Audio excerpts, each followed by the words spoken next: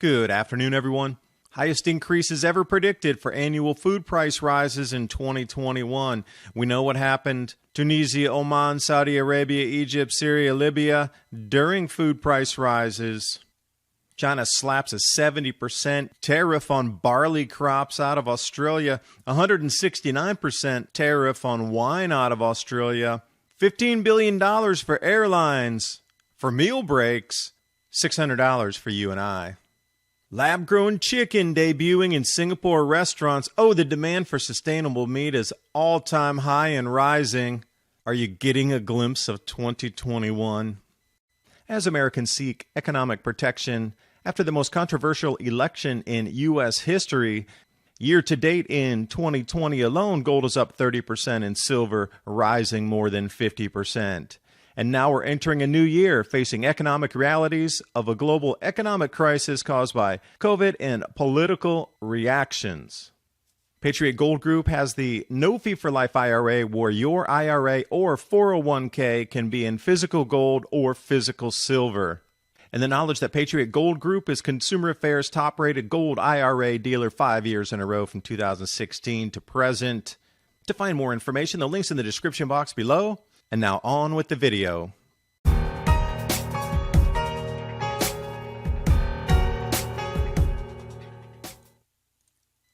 Starting off here, Canadian families as well. This is going to dribble into the U.S. Highest increase ever predicted for annual food prices. Not reassuring. That's why growing some of your own food or learning how to sprout out microgreens for fresh, nutrient and vitamin-laden greens right in your home will be such an essential skill. And dovetailing in, the Bloomberg Commodity Index circle on the right is showing you this sudden increase in spike in prices. We saw those same kind of mad jumps in 2008 and 9 before the crash. Wonder what will happen when this time central banks realize they cannot print food. Because when we look at the commodities index and what had happened all across the Middle East, civil unrest that caused, you just have to wonder now which other countries it's going to influence.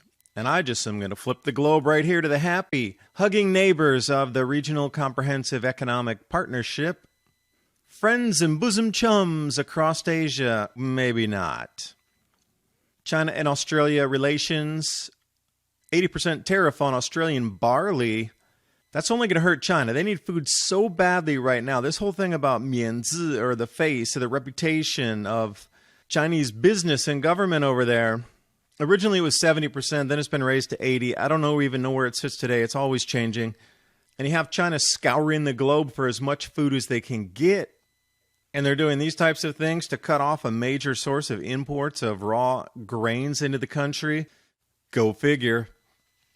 So now this had Australia responding, launching appeals to the World Trade Organization over these barley tariffs. And that was just a few days back. So we'll see where this moves to in the next year or so. What would be funny is if Australia says, all right, we're going to cut off all your food, bye. And China would come back, no, please let us have the food. Powdered milk, perhaps. And another thing that China had done for Australian imports was marked up the wine 169%. I guess they revert back to whiskey. That's a huge one in China.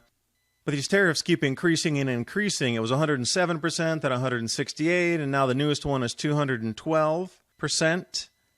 But as you can see, 39% of all the total exports of Australian wine was headed toward China. So what kind of dent is this going to put into the smaller vineyards? And you start to see this is becoming a very contentious issue. Food and food prices moving into 2021.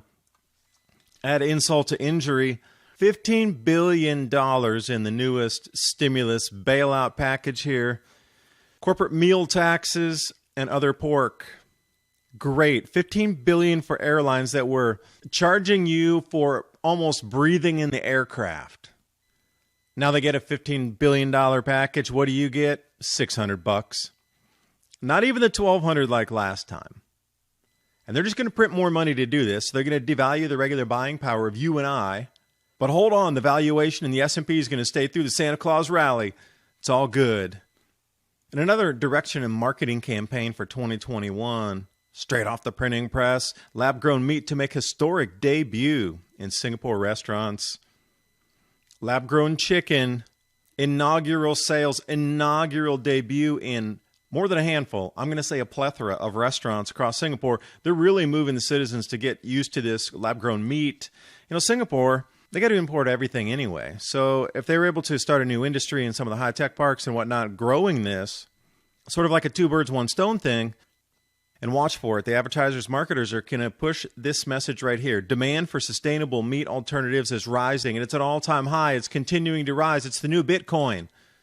Growing pressure from consumers who are worried about, well, I don't think any of those things are really making the list. I think it's more about prices itself and getting food, with food lines increasing by the day across the planet. I don't think animal welfare is really on anybody's radar screen anymore. But this is how 2020 is swinging with the pendulum of craziness. And how much food do you have in your homes for emergencies? Storable food for each family member, the 2-week or the 4-week emergency food supply. My Patriot Supply and Adapt 2030.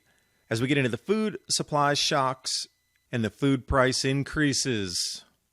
Purchasing now this year is going to be cheaper than next year. Personal opinion, at least that's what my crystal ball says. Thanks for watching. Hope you got something out of the video, and I'll see you next time.